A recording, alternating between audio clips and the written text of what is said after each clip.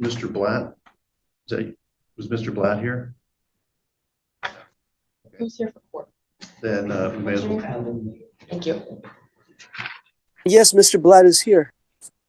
Oh, are you Wingtep TMRV? I don't know what that is. I don't either, but that's what you're identified for on the Zoom call. A lot of people can put their name in there, so I know who I'm talking to. Yours just says Wingtech TMRV. This is really the first time I've used Zoom. I'm not familiar with it. Okay, well, can you activate your camera so I can see you? I'm trying to. This is a new phone, so I'm not familiar with it. I can't see anything where to activate the camera. Well, go down in the lower left. There you've changed it. Oh, did you do that? Okay. To start my video. So on the lower left screen, you should have a little, there, I think you're going to come on here in a second. Yeah, there you are. You see me? Hi there. Okay, I don't see me, but I see you. And did you mute it? No. No, I didn't. Okay, so I need you to unmute, Mr. Blatt. Click on your microphone. Mr. Blatt, in the lower left corner, there's going to be a little silhouette of a microphone with a line through it. You need to click on that. I can't hear you until you do that. I can't hear you. You've muted your microphone. You need to unmute it. okay, can you hear me now? Yes, I'd like to be able to do both, hear you and see you. Can you see me? Can you hear me? I cannot hear you. I can hear you, but I cannot see you. Shit. I heard that. Sorry. There you are. Okay, can you hear me? I can. Can you hear me? Yes. Perfect. And I can see you, so don't change a thing. All right, I won't touch it. So there's a motion on the calendar here. You're representing yourself, correct? I am myself. I'm in know. propria persona. I'm sorry? I'm in propria persona. Okay, I well, am in any case, myself. you don't have an attorney and you'll be running your own defense. Is that what you're Okay. telling me? Yes. Okay, and so the state's asked to, there's just a state, the city of Tumwater is asking to continue the trial. Did you see that motion? No, but I'll take your word for it. Thank you. But I will tell you what the substance of the motion is. I have to explain if you missed the last hearing. I was poisoned by insecticide. I bought anti-flea spray for my dog, and it said non-toxic on it. So I sprayed it all over the house and my bed and my clothes, and it knocked me out for 2 weeks. And I still lose my balance sometimes. It was really poison. Okay. I'm sorry to hear that. But here's where we're at on the trial. The state filed a motion. Let's see, right now, trial is set for confirmation is October 22nd in 2 days. And then the trial is set for October 29th and 30th. The state's asking to move that because they have a witness issue. One of the police officer apparently is not available on that time. And so they want to move the trial maybe a week or two. And I guess I would get your position on that request. Well, what'll happen if I decline that? If I object to it? Well, then they're asking, then I get to decide whether or not the state has shown good cause to continue the trial or not.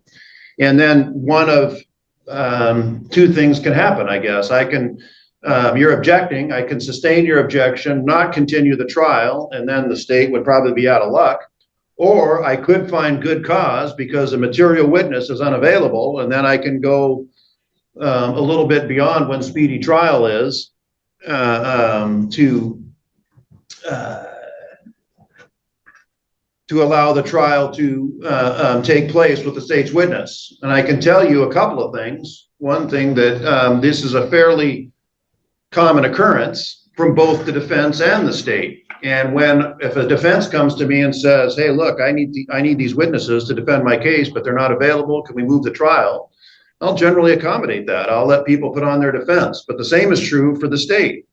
If they have a witness, and I think who is material to their case, and they can't proceed without, I'll give the state some leeway to find good cause and reset the trial to when the witness can appear.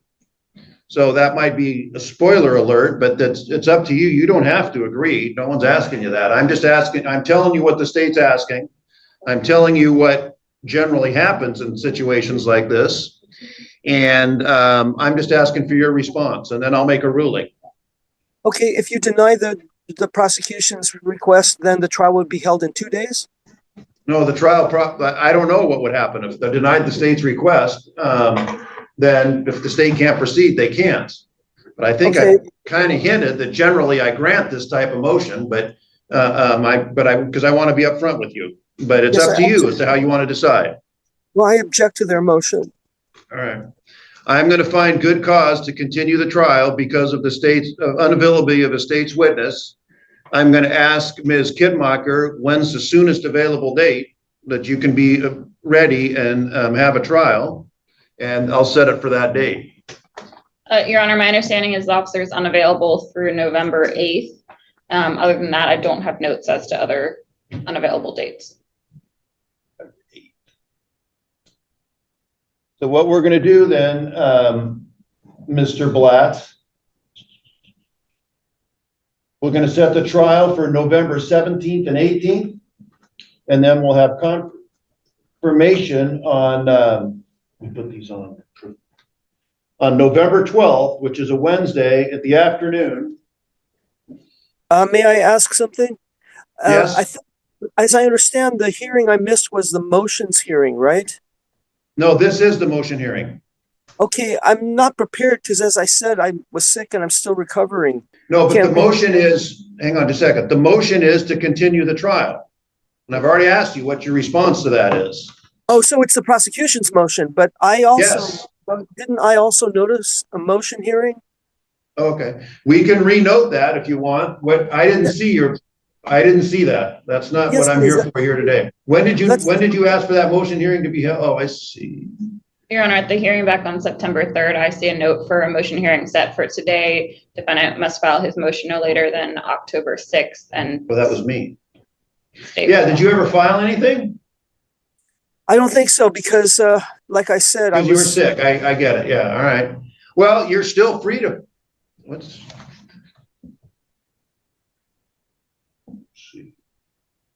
Well, do you want that motion heard?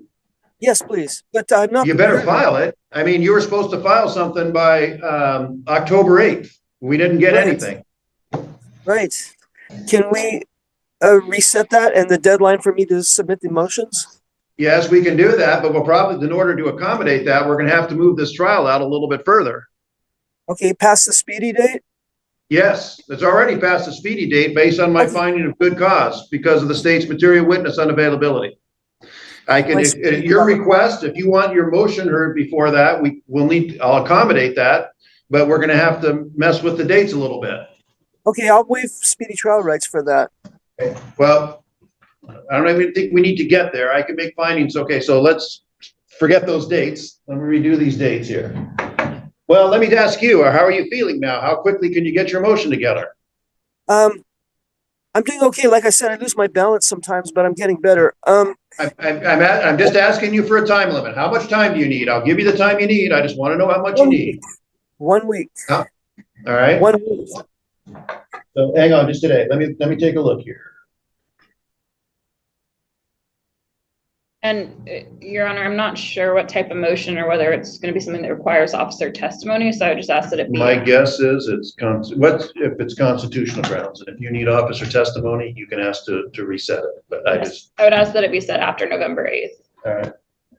Because the officers need to be Correct. present. All right, so we're going to set a motion hearing for November 10th. All right. Yes. You need to have your motion filed by October 27th. It's a week from today, so you have a week to get your motion together. Get it filed by October 27th. The state needs to get their response in by November 3rd. And then the motion will be heard on November 10th. Why don't we just do a confirmation for that date also? And then I already moved the trial date to November 17th and 18th. We'll just leave that date. And then the confirmation will be the same as the motion hearing date on November 10th. And if he's successful, then we'll do it that way. And you said trial 17th and 18th. What's that? 17th and 18th. Thank you. Okay, so do you understand where we're at? Yes, When do you need to have your motion filed by? the 27th, 1 week. Right. And then the state by the 3rd, we'll see everybody back here on the 10th. Okay, thank you. Hang on just a second, I have another question for you. Have you been getting text reminders of court dates? Yes, Great. We'll see you back here, and then this will be excluded from speedy trial calculation. I'll make that finding based on the witness unavailability and to accommodate Mr. Blatt's ability to get his motion in. Morning, Mr. Blatt. morning, pleasure to be here. Mr. Blatt, you filed various motions to dismiss the driving suspended license third degree against you. I've read all of it. Again, we are getting kind of late in the morning here. Is there anything you'd like to say that is different from what, or that you'd like to highlight from the motions that you filed? Well, first, may I ask the court to identify yourself and the prosecutor? Certainly. I'm Court Commissioner Jacob Stillwell. Uh-huh. And Prosecutor today is Ford Libby, Rule 9, supervised by Rosemary Fitzgerald. Okay. Yes. When the officer stopped me, he asked me for paperwork and simply accused me of a paperwork violation. He asked for three things: license, proof of insurance, and registration. Anyone who's engaged in a potentially hazardous activity like operating a motor vehicle has to have his paperwork in order, especially insurance, because he can cause damage with his car. Excuse me. Same thing is true with yourself, because being a judge is a potentially hazardous occupation because it involves violence. No one can be put in a jail cell without unwanted touching. And a lot of damage can come to people if a judge does something wrong. And as a person who has been through a family court and witnessed how unprofessional and out of control the judiciary is here in Washington, and I think you know that the reputation of the legal system in Washington is very bad. I mean, even at one point, the federal government had to come in and supervise and babysit the police because they weren't being controlled. so I'm going to just try to frame what I'm looking for. Because again, I did read what you briefed, and so maybe it would be helpful if sort of I outline my thinking here. I'll give you a chance to respond. I'll give the chance for the city of Tumwater as well to weigh in here. But let me just kind of start where I'm at. That sounds good. Sure. Okay. All right. Because I know a lot of your arguments are sort of based on sort of overall authority to enforce these laws against you. So I'll sort of start there. Right. The Revised Code of Washington, which is the state legal code that is applicable here to criminal offenses related to driver's license. It provides that RCW 4620-342 that it's unlawful for anyone to drive a motor vehicle in the state while the person has a suspended or revoked driver's license. The allegations against you is that you were driving a motor vehicle on a public road with a suspended driver's license. Now, those are still allegations against you. That hasn't been proven. But the city of Tumwater is within its authority to pursue that prosecution because you were allegedly driving a car with a suspended license. And so I know you've raised a number of concerns around that.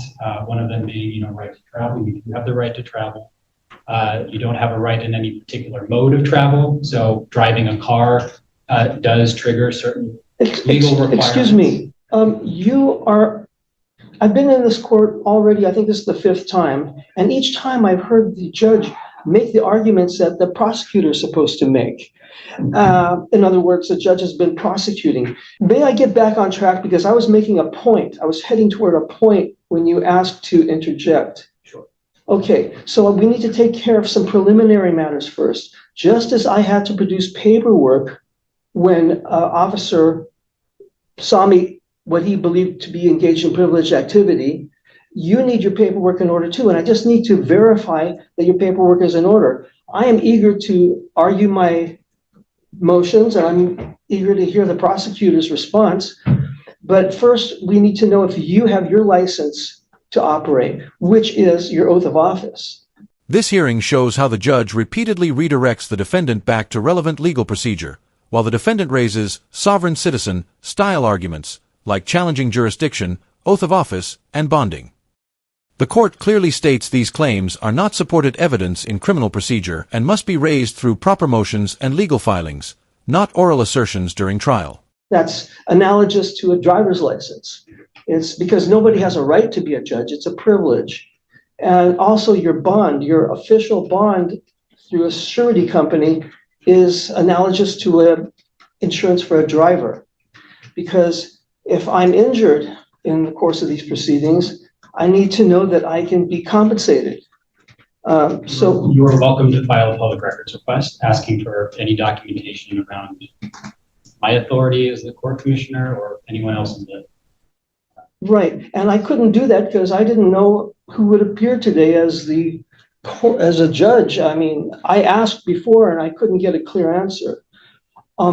Also, your bond is supposed to be filed with the county clerk.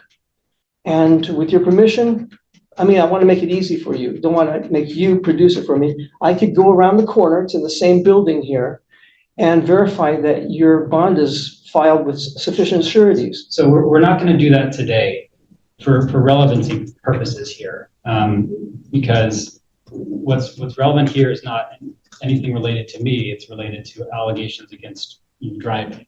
It absolutely is relevant to you because it's all about whether you have jurisdiction, and you don't have jurisdiction without your oath of office timely filed and a bond with sufficient sureties. And I have a pocket brief here that I'll give you the court and a copy to the prosecutor to show you. I'm going to stop you again, and I don't mean to interrupt here, but you have the opportunity to look at those documents. If you're able to find documents in any way, indicating that we don't have the proper authority or to operate as a court in this case, you're welcome to get those documents and present them.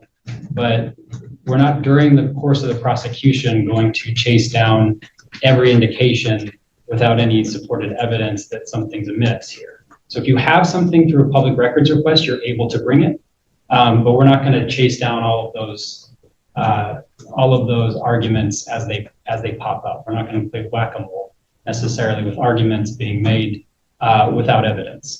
So if I've told the officer who stopped me that I have a driver's license, I have insurance, trust me, it's your job to go look for it, not mine to produce it. What do you think he would have done? Well, I don't know. I wasn't there. Well, we all know what he would have done. He would have said that, don't cut it. So these are all comments that you made in your briefing. So I'm going to, again, remind you, I've read those arguments that you made. I'm going to give a copy of my pocket brief showing that the judge and prosecutor both require bonding and insurance.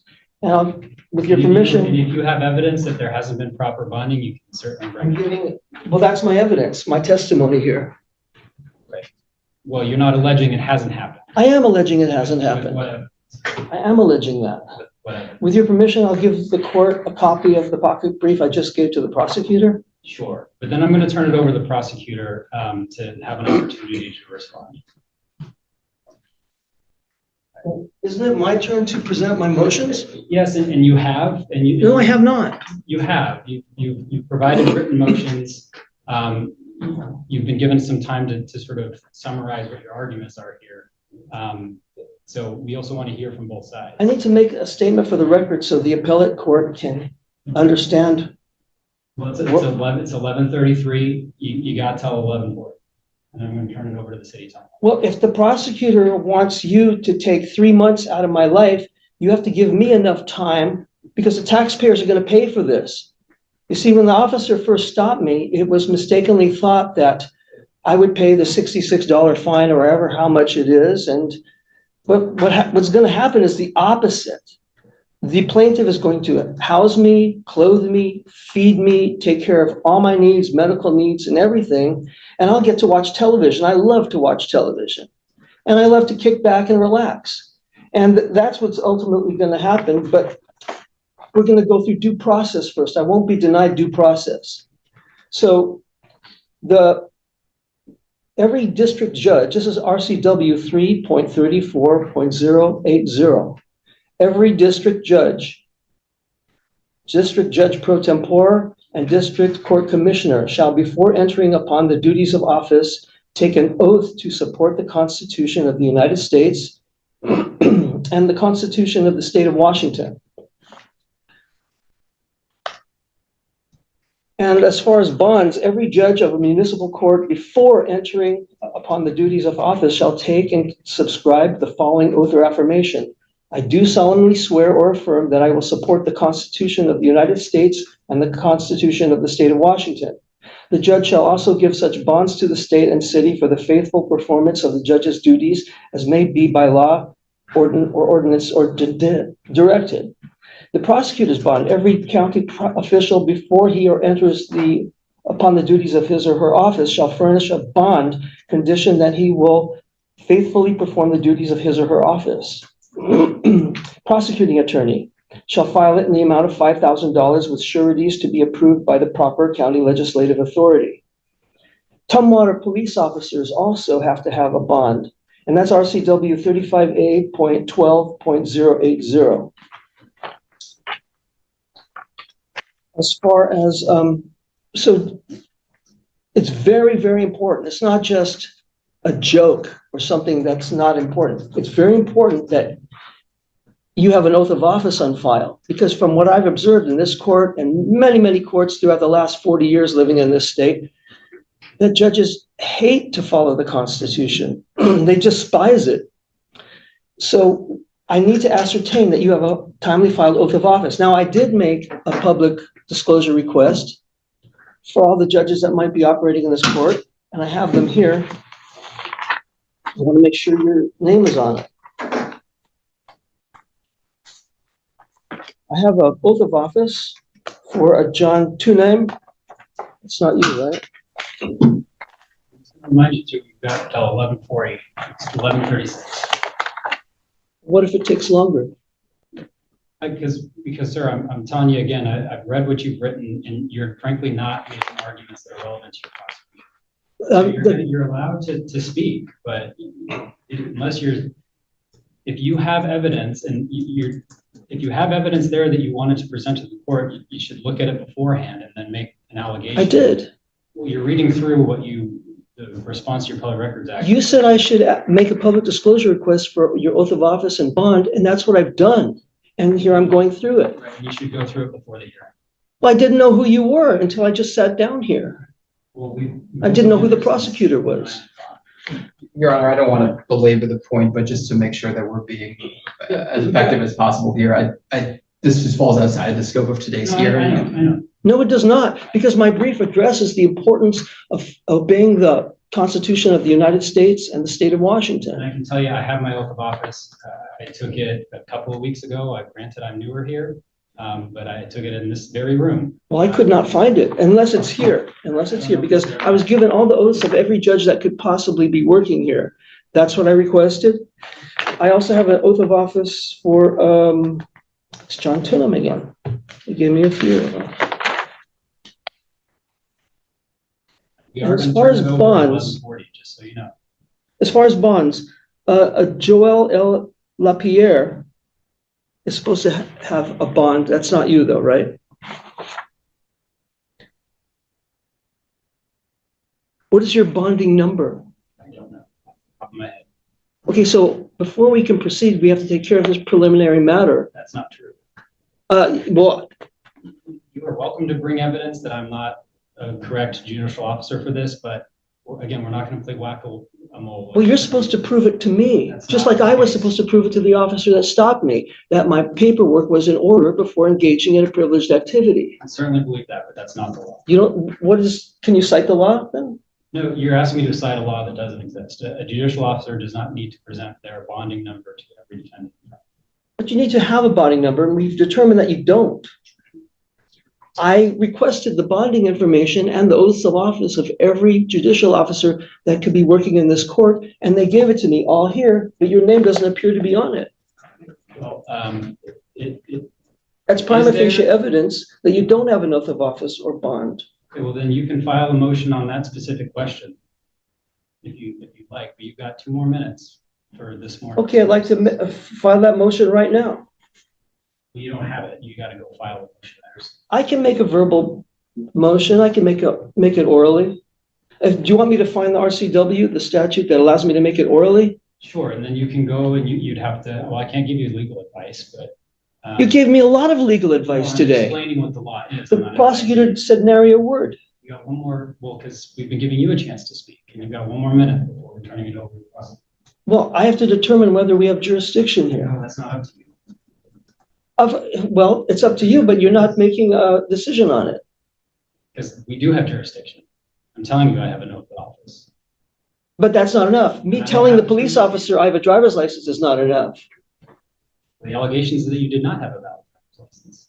Yeah, a surgeon telling his licensing authority, I have a license, without proving it is not enough. We have prima facie evidence here that you don't have an oath of office or bonding. And the Constitution, you say you have an oath of office, well, that means you swore to uphold the Constitution. And the Constitution requires you to have an oath of office timely filed.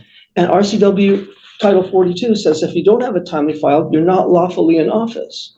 That means that you can't preside over this hearing.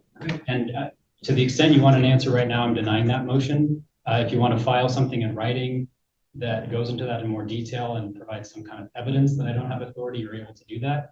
I don't know when you made your public records request. It might have been before I took my oath of office, but we're out of time for your arguments. How do you spell your name? S-T-I. S-T-I. L-L. L-L. W-E. W-E. L-L. L-L. First name Jacob with a C. A virtual courtroom session begins with confusion. The defendant struggles to turn on his camera and unmute himself on Zoom. After a few awkward moments, the judge finally confirms he can now both see and hear him. The judge starts by clarifying, "Are you representing yourself?" The defendant responds confidently, "Yes, I am." The court then moves to the main issue. The prosecution has requested to delay the trial because a key police witness is unavailable. The judge explains the situation clearly. This kind of delay is common and often allowed if the witness is important. The defendant hesitates, then objects. But despite the objection, the judge rules that there is good cause and reschedules the trial. During the discussion, the defendant mentions he missed a previous hearing due to being sick, claiming he was poisoned by a flea spray. The judge acknowledges it briefly but keeps the focus on the legal process. New dates are set. Motion filing deadline. Motion hearing. Trial date. The judge ensures the defendant understands everything and even gives him extra time to prepare his motions. At the next hearing, things take a different turn. The defendant begins arguing, not about the charges, but about the authority of the court itself. He demands proof that the judge and prosecutor have valid oaths of office and official bonds. He compares it to a driver needing a license and insurance. The judge remains calm but firm. He explains, these arguments are not relevant to the case at hand. If the defendant has evidence, he must file proper motions, not raise unsupported claims during the hearing. Still, the defendant insists. He continues challenging jurisdiction, questioning authority, and reading legal statutes. The judge allows him to speak, but sets limits. "You have a few minutes left," the judge says, trying to keep things on track. Eventually, the judge denies the defendant's motion due to lack of evidence and instructs him to file it properly if he wish. First, I have to be advised of the nature and cause of action and enter a plea. And I have to verify that the judge, which keeps rotating, is lawfully in office. I mean, I'm not trying to throw monkey wrenches in this or anything or give you a hard time. I'm just trying to require due process. You were arraigned on June 26, 2023. Determination of probable cause was found. Your Honor, just to respond. Well, you said I'm free to leave, and you're not lawfully in office, so I'm going to leave. Well, Your Honor, if the defendant's going to walk out, I would request a bench warrant be issued if he's just going to walk out of his own trial confirmation. Right, sir, are you here with him? Is that the two of you speaking? Hard to hear. I was asking if the two of you were here together. I have I can't hear. Were you here with Mr. Blatt? I don't have a case here. Okay, were you here with Mr. Blatt, who was just up here? I can't really hear you. I'm getting a hearing aid. Why are you here? But I haven't had all the tests yet. Okay. Why are you here in court today? Oh, I'm just here to observe. With Mr. Blatt? Very interesting. Okay. I watched the body language. Okay. I watched the behavior panel on YouTube, and I'm watching this video to watch the body language. All right. Thank Very you, sir. interesting. Okay, thank you, sir. Can I go You're free to now? go. Yes. All right. The judge consistently allows the defendant to speak, but also limits irrelevant arguments to keep the hearing focused. Despite multiple interruptions and jurisdictional challenges, the court continues to provide explanations, set deadlines, and reschedule motions and trial dates, demonstrating how due process is maintained even when a defendant is self-represented and uncooperative with standard legal procedure.